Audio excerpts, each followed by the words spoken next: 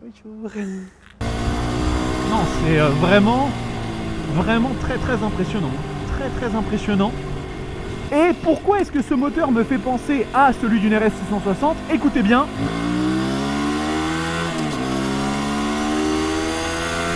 Bonjour à toutes et à tous. Bonjour. J'espère que vous allez bien. Bah ouais, ça va bien. On se retrouve pour un nouvel essai d'une machine qui était assez attendue et qui avait fait pas mal sensation à l'ECMA 2023 quand elle avait été montrée pour la première fois. La Aprilia RS 457, celle qui pourrait légitimement être considérée comme une mini RS 660. On va essayer de voir ensemble si c'est le cas ou pas. Sachez que je reviens aux anciens formats, vous avez été très nombreux à me le dire et je peux le comprendre, c'est aussi ce qui fait la différence de cette chaîne. La seule différence qu'il y aura par rapport à avant, c'est que je ne ferai pas de roulage concernant les aspects pratiques de la moto et la technologie. J'arrête. On l'évoquera simplement en statique avec le look et tout le reste parce que c'est pas des trucs qui valent vraiment la peine d'être roulés. Et après, partie moteur, partie cycle, là on prend la moto et on va rouler avec. Bref, vous avez le programme, c'est réglé. Comme d'habitude, c'est traditionnel sur cette chaîne. On commence par remercier les personnes qui nous ont prêté cette machine. LCO Racing, notre partenaire Aprilia, Harris Orangis, ça faisait très longtemps qu'on n'avait pas bossé avec eux parce que c'est vrai qu'effectivement la gamme Aprilia elle est un petit peu moins large en termes de moto, même s'ils ont des sacrés engins. Donc voilà, ils sont basés à Harris Orangis. N'hésitez pas à aller les voir. Ils font aussi des petits scooters, du Piaggio si ça peut vous intéresser. C'est pas mal. Et vous le savez, c'est aussi traditionnel maintenant, je vous mets bien. Donc, si vous allez, de ma part, vous dites que c'est Bibi qui vous envoie, avec le code promo RoadstersTV, déjà, vous me rencontrerez le jour où vous viendrez chercher votre moto. C'est sur l'achat d'une machine, je préfère préciser, elle n'est pas là-bas juste boire un café, parce que ça va pas servir à grand-chose. Donc, vous me rencontrerez, je vous ramènerai un petit cadeau, on passera un moment ensemble. C'est aussi une façon pour moi de cultiver un petit peu cette relation avec vous. Et puis, vous pouvez avoir jusqu'à 1000 € d'avantages clients sur l'achat de votre machine. Alors, ça dépend de la moto, ça dépend du modèle, s'il y a des promotions ou pas. Moi, ce que je mets vraiment en avant, c'est plutôt le fait qu'on se rencontre et qu'on passe un moment ensemble. La remise, c'est un petit avantage que je vous ai négocié, histoire que vous vous sentiez un petit peu chouchouté. Cette moto, c'est une machine qui est spécifiquement pensée pour le permis A2. Et si vous êtes en train de me regarder et que vous allez passer votre permis ou que vous êtes en train de le passer et que vous n'avez pas encore votre équipement, eh bien sachez que vous êtes tombé au bon endroit, puisque cette vidéo est sponsorisée par Reason Moto, une boutique qui vient de se lancer il y a très peu de temps et qui propose des choses extrêmement intéressantes. Je porte actuellement 2 de leurs articles, les petites chaussures ainsi que ce blouson qui est très sympa. Et d'ailleurs, attendez, bougez pas, je vais aussi récupérer les petits gants qui sont aussi très chouettes. Tac. Ce que je porte là actuellement, c'est un ensemble que Reason Moto vous propose à 289 € en temps normal avec des caractéristiques qui sont très chouettes. Déjà, les chaussures sont juste trop stylées, je les adore. Le blouson, il est certifié AA, donc il a la même résistance qu'un cuir standard, ce qui est vraiment cool. Et les protections qui sont intégrées, donc coude, épaule et dorsale, il y a la dorsale là-dedans, ça c'est très cool, sont de niveau AA. Donc c'est un niveau de résistance qui est plus élevé et qui souvent n'est pas proposé sur les packs A2 qu'on peut trouver dans d'autres boutiques. Donc c'est vraiment très chouette. Les gants sont sympas aussi. Juste une petite précision. On avait vu un petit peu large sur les tailles, faites attention, ça taille vraiment comme vous commanderiez des vêtements normaux si vous avez déjà pris des équipements moto. Moi par exemple d'habitude je fais du 2XL, ça c'est un 3XL, il est un petit peu large. Donc voilà, c'est pour ça que je ne le porterai pas tout à l'heure pendant le roulage, je remettrai mon cuir parce que les protections seront peut-être pas forcément ajustées au bon niveau. Prenez bien la taille qui vous correspond habituellement. Bien sûr, on va pas faire ça juste comme ça. Avec le code RoadstersTV, oui je sais, il est partout ce code RoadstersTV, vous avez 10% sur tout le magasin à partir de 150 € d'achat. Donc si vous faites 150 € d'achat sur le magasin avec le code promo RoadstersTV, vous avez 10%. C'est quand même plutôt cool. Il fait voilà, quand même la belle offre. Donc n'hésitez pas. Et puis maintenant, on va commencer la vidéo. Le mec il arrête pas de forcer. Merchandising RoadstersTV, vous avez la boutique, n'hésitez pas si vous voulez. Alors, pourquoi est-ce que cette machine existe? Eh bien tout simplement parce que la puissance c'est super cool, mais en ce moment ça n'a pas vraiment la cote, c'est pas vraiment très populaire. Les hypersports qui font de plus en plus de chevaux, hyper cool quand on veut rouler sur circuit. Par contre, quand vous voulez rouler sur la route, ça devient de moins en moins intéressant. La répression routière, les radars, les machins, bon vous savez comment c'est. On a eu l'émergence de sportives et de sportivo GT dans les 600 cm3 avec la RS 660, la grande sœur de celle-là, la GSX 8R, récemment la Daytona 660. Et il y a un groupe de personnes, de jeunes permis, qui aimeraient peut-être aussi des motos qu'ils peuvent exploiter à 100%. C'est-à-dire que ce ne sont pas des machines bridées, mais juste exploitable avec un moteur qui est à 100% utilisable. Et c'est pour ça qu'on voit apparaître maintenant de plus en plus de petites sportives, sportivo GT comme cette RS 457, comme la 450 SR chez CF Moto, RC 390 chez KTM. Bon, c'est toutes ces motos-là qui sont extrêmement intéressantes à plein d'égards, tant pour quelqu'un qui veut une machine très polyvalente et qui ne déborde pas de puissance parce que finalement est-ce que c'est vraiment nécessaire, mais qui peut aussi l'emmener sur circuit et l'exploiter à fond sans se faire peur, sans arrière-pensée, pourrait avoir avec des machines bien plus puissantes. Et aujourd'hui on va en parler un petit peu de cette machine. Donc première chose, vous le savez, hein, on parle du look. Que j'ai vraiment besoin d'aller plus loin. Et c'est magnifique, magnifique, complètement magnifique. Le design s'inspire extrêmement fortement de la RS 660 et de la RS V4 et c'est une excellente école puisque la moto est absolument à tomber. La couleur est géniale, j'adore hein, le noir, le rouge et le violet Aprilia, ça lui va magnifiquement bien. Franchement, pour une machine qui fait 450 cm3, je trouve que c'est extrêmement valorisant. Alors, ça reste bien évidemment une moto avec des coups tirés vers le bas. Donc, il y a quand même quelques concessions qui sont faites. Vous voyez qu'ici, les platines de repose-pied, bon, c'est des tiges comme ça en métal. Au niveau de certaines finitions, de certains assemblages, c'est un peu moins bon. Mais franchement, d'autant quand vous verrez la dotation et le moteur et tout, je ne me plaindrai absolument pas. Dites-moi dans les commentaires ce que vous en pensez de cette RS 457 niveau look. Moi, je la trouve assez ravageuse et franchement, si on se dit que c'est une mini RS 660, qui est quand même une des plus jolies motos que j'ai vues moi jusqu'à aujourd'hui, franchement, ça le fait plutôt bien. Allez, on va aborder un petit peu maintenant les aspects pratiques, une fois qu'on a parlé du look de la machine, qui est quand même assez chouette. Donc, position de conduite, parce que ça, c'est vraiment quelque chose de très important. Cette machine a une position qui est véritablement beaucoup plus radicale qu'un roadster, mais je vais mesurer mon beaucoup plus, mais bien moins qu'une hyper sportive. Donc, dans l'idée, vous voyez que je vais quand même chercher vers l'avant, et surtout que mes jambes sont bien remontées. Moi, je fais 1m89, à chaque fois, je vous le rappellerai, hein, pour que vous ayez un petit peu la visualisation. C'est une machine qui, en termes de hauteur de selle, n'est pas trop haute, hein. Elle fait 800 mm.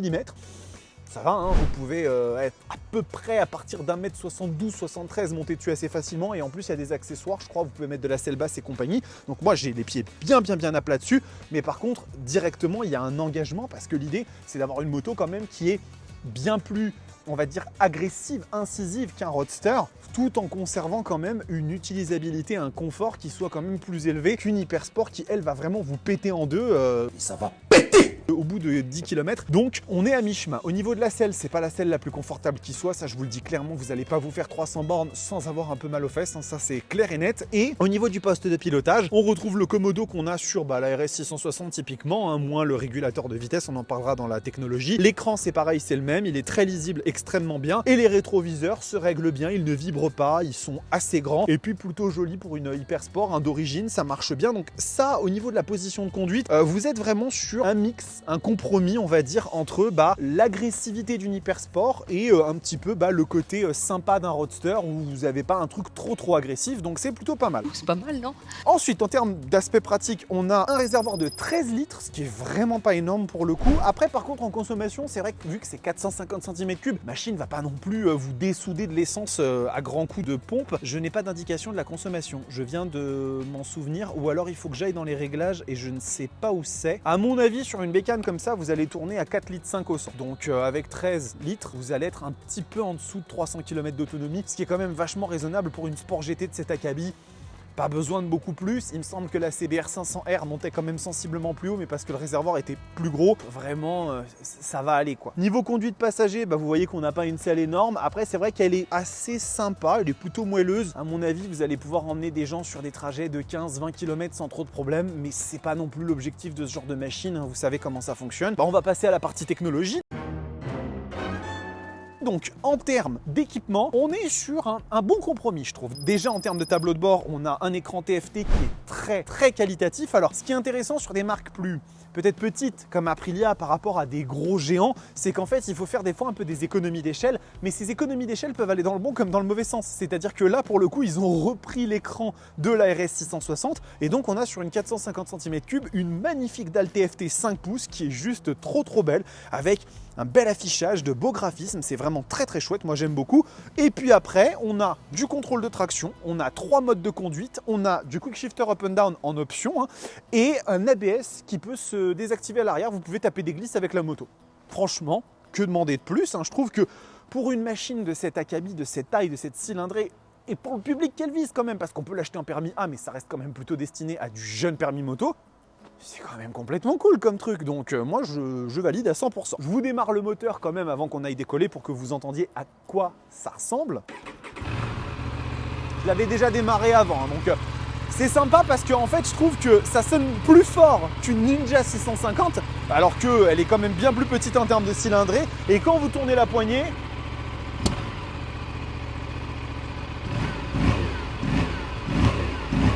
sent quand même qu'il y a un petit truc bien sympathique. Donc écoutez, on va se faire la partie moteur et partie cycle directement sur la route. Let's go.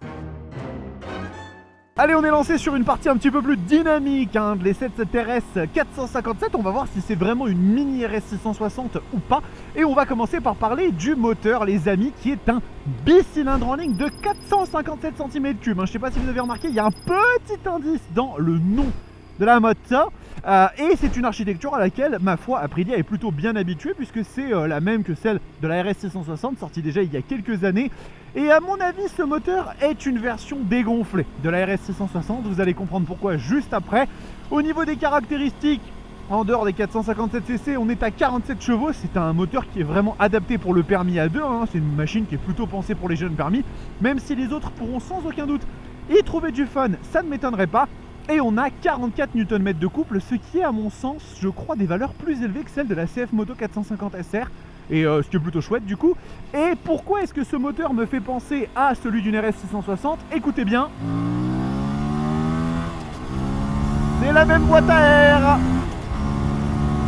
C'est exactement la même boîte à air. Vraiment. Là, il n'y a aucun doute à avoir. Je pense vraiment que ce truc, c'est un moteur de RS 660 dégonflé. On prend les freins. Pas trop mal, on en parlera après hein, sur la partie cycle des freins. Mais ouais. Et du coup, en termes de ressenti, eh ben écoutez, ça a quand même une petite gouache. Vous voyez, ça a quand même un petit peu d'énergie l'histoire. Si on se met comme ça, en seconde, 4000, la moto part avec entrain. Et surtout avec une sonorité qui est excessivement charmeuse. On aime bien. Oh, j'aime bien. Non, franchement, c'est vraiment intéressant. Au niveau du déroulé, de la délivrance de la puissance, ça monte petit à petit. Ça délivre, jusqu'à atteindre le point de rupteur, hein, la zone rouge. C'est assez linéaire et c'est surtout assez contrôlable. Et moi je trouve que c'est très bien ça, parce que pour un moteur, on va dire, de jeune permis, c'est ce qu'on attendrait.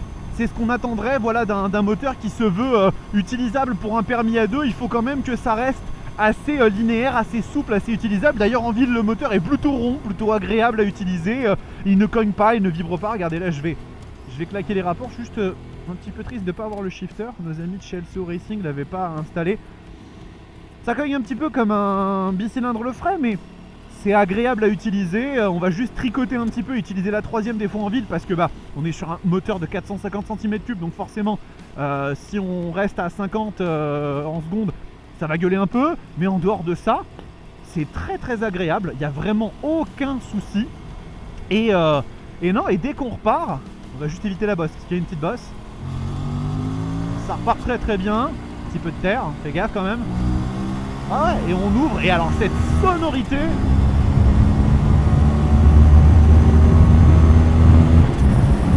et là vraiment on exploite sans arrière-pensée, puisque on a un moteur qui est totalement libéré, hein. Il n'est pas bridé comme pourrait être celui d'une RS 660 pour un permis A2.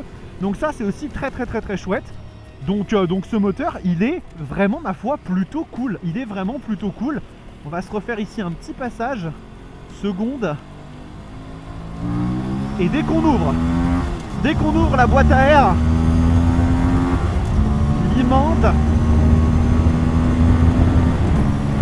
Ah ouais, non, c'est vraiment chouette. Il a vraiment une personnalité, ce moteur, qui est agréable. Il envoie, il a un peu de hargne. C'est bien évidemment pas le moteur d'une RSV4 ou d'une RS 660, mais il délivre vraiment toute la dose d'adrénaline, j'ai envie de dire, qu'on attend d'un moteur comme ça. Et si vous êtes jeune permis, vous pourriez être tenté de partir sur un moteur avec plus de cylindrée pour avoir un peu plus de couple à bas régime.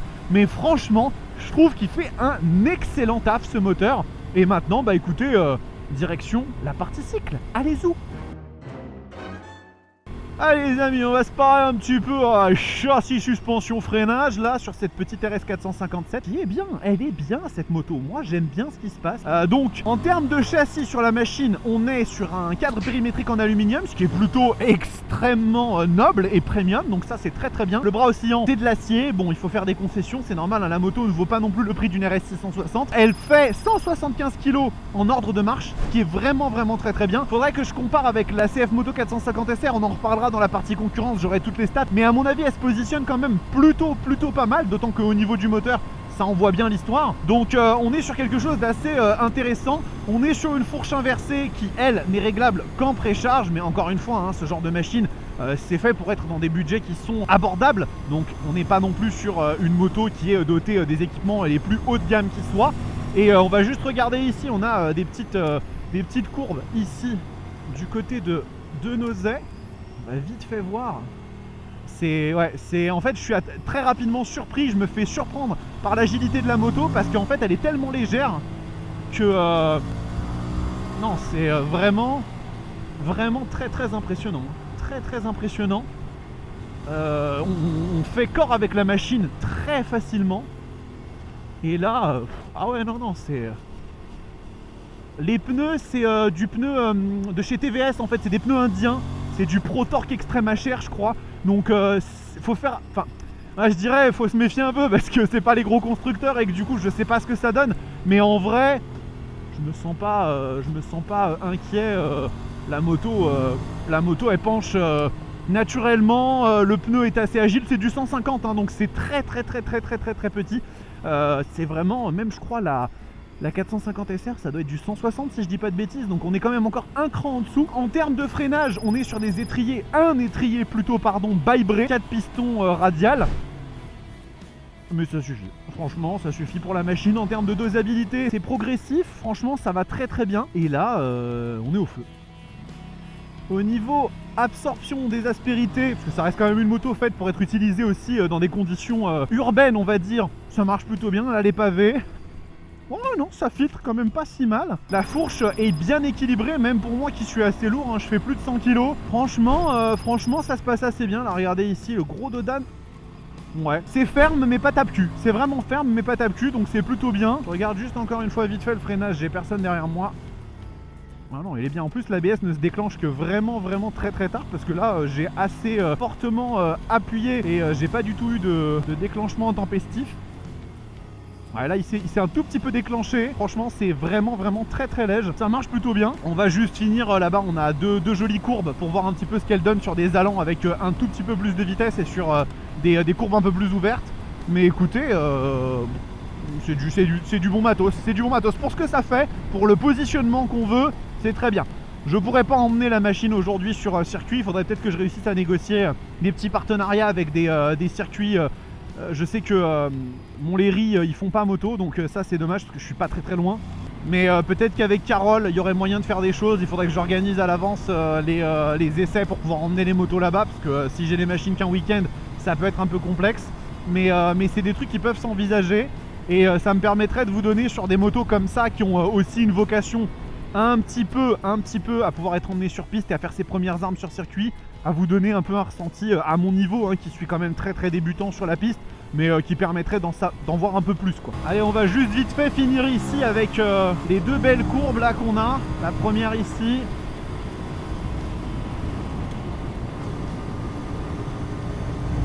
Franchement, faut juste se faire un petit peu au mouvement un peu du pneu parce que c'est un petit pneu et que du coup j'ai l'impression que ça bouge un petit peu quand même.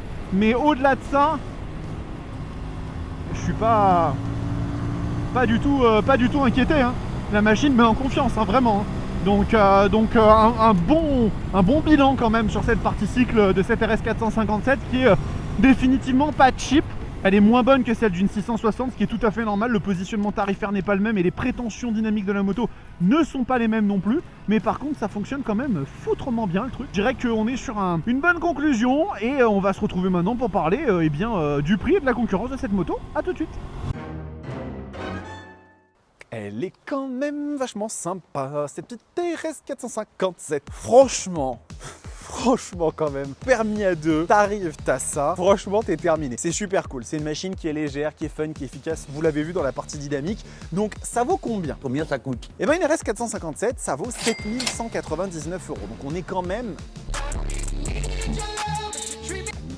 presque 5000 €, moins de 5000 € de moins qu'une RS 660, c'est quand même pas rien pour une machine qui propose quand même pas mal de trucs, je trouve vraiment très chouette. Donc on a pas mal de concurrentes maintenant dans cette catégorie, il y a beaucoup de machines qui gravitent un petit peu dans cet environnement-là. La première qui est peut-être une des plus anciennes, c'est la RC 390 de chez KTM, qui est vraiment pour le coup une super machine avec un prix qui est similaire, si je dis pas de bêtises, elle est à 7299 €. Elle est un petit peu moins puissante, un petit peu moins de couple, elle a des équipements qui sont cool par contre, notamment une fourche WP vraiment chouette. En termes d'équipement, c'est peu ou prou la même chose. Quick shifter en option, mode de conduite, contrôle de traction, ABS Supermoto. C'est vraiment un positionnement qui est très similaire. Seule chose que je donnerais en avantage pour la RC, c'est que sur circuit, vous pouvez orienter la taille des demi-guidons, donc vous pouvez les augmenter ou les diminuer un petit peu, c'est plutôt chouette, mais elle est aussi un peu moins puissante, un petit peu moins performante. Donc c'est kiff bourricot, c'est à votre préférence en termes de marque.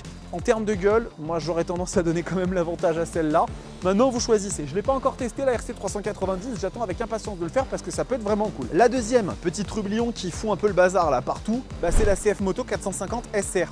SR 450, ils vont me défoncer chez CF Moto, mais je crois que c'est 450 SR qui est vraiment une machine super cool. Déjà en termes de look, elle pose tout le monde là parce que même la RS 457, je trouve qu'elle est moins jolie que celle-là, qui est vraiment incroyable avec cette signature lumineuse quand vous l'allumez là, les yeux de Venom là, je trouve ça magnifique. C'est une machine qui est un petit peu plus lourde, un tout petit peu moins puissante, mais beaucoup moins chère. Elle vaut 6490 €, donc on gagne quasiment 700-800 balles, donc c'est beaucoup. Par contre, on a juste un écran TFT. On n'a pas d'assistance électronique, contrôle de traction, etc. Ça, cette machine, elle en est dépourvue. Il y a quand même des équipements qui sont cool avec une fourche inversée et surtout des étriers Brembo, enfin un étrier Brembo, vraiment sympa. Celle qui pourrait être vraiment très menaçante pour la 457 et toutes les autres, c'est la SRS, qui est la version un peu ultime de la 450 SR, qui elle a du monobras, du contrôle de traction, de la fourche réglable si je dis pas de bêtises. Donc on rentre vraiment dans un autre domaine et les prix seraient peut-être aux alentours de 6990 €. Ça pourrait faire vraiment très mal. Pas encore disponible sur le territoire français. Si ça arrive, eh ben, je vous préviendrai. On va finir par une dernière que j'avais envie de mentionner parce qu'on peut se dire qu'on veut une petite sportive, mais pas nécessairement être permis à deux. Ça arrive à des gens très bien. Et bien pour ça, vous avez la ZX4 RR chez Kawasaki, qui elle pour le coup est dans le même domaine en termes de cylindrée. Par contre, elle est sensiblement plus chère, hein, c'est dans les 9200 € si je dis pas de bêtises. Et surtout, on a 80 chevaux avec l'air forcé. On est sur un 4 cylindres en ligne qui délivre 80 bourrins sur du 400 cc. C'est n'importe quoi. Là, on est vraiment sur une pistarde, une petite pistarde faite pour envoyer très fort. Alors, c'est une machine beaucoup plus radicale en termes de positionnement, hein. La position de conduite fait beaucoup plus mal. C'est vraiment plus pensé pour les gens qui veulent aller sur circuit avec pas mal de technologie, hein. Vous avez des modes de conduite, du contrôle de traction, du régulateur de frein moteur, peut-être même, je sais même plus, mais c'est vraiment beaucoup plus poussé. C'est un peu plus lourd, 189 kg. Si vous n'êtes pas jeune permis, mais que vous voulez une petite sportive comme ça, un petit peu énervée, et que la ZX6 c'est déjà trop pour vous, franchement, la ZX4 RR, ça peut vraiment faire le taf. Je vais essayer de l'essayer, mais en ce moment, il y a tellement de trucs que, voilà, quand je pourrai. Est-ce que la RS 457 est une mini RS 660? Oui, définitivement. C'est vraiment une machine qui se positionne sur le même créneau que sa grande sœur, à savoir être une machine à la fois vivable au quotidien, diablement belle, avec aussi un moteur pétillant, une position un peu sportive qui donne un côté hyper valorisant, mais dans un packaging pour jeunes permis à deux qui, si vous avez les moyens de vous l'offrir, vous allez juste kiffer sans aucun problème. Donc bravo Aprilia. Cette vidéo est terminée les amis, j'espère qu'elle vous a plu. N'hésitez pas à vous abonner, très important, hein, forcément ça aide beaucoup la Roadsters TV à se développer comme ça. Et ce que je vous propose là, c'est de vous envoyer sur la vidéo de la 450 SR qui est finalement la concurrente directe, machine que j'ai pris énormément de plaisir à tester et qui vous a plu quand même a priori vu le nombre de vues. Donc voilà, en attendant, on se retrouve très bientôt pour des essais, machin. Pour l'instant, je n'ai pas reçu d'autres invitations à aller à des événements presse. Faut que je souffle un peu à la maison, je vous le cache pas, parce que là c'était vraiment 2 mois pendant lesquels j'ai pas arrêté, ça fait aussi du bien. Donc je vous dis à très bientôt et en attendant, prenez soin de vous, kiffez vos bécanes, roulez en 457, vous n'en serez que ravis. Ciao.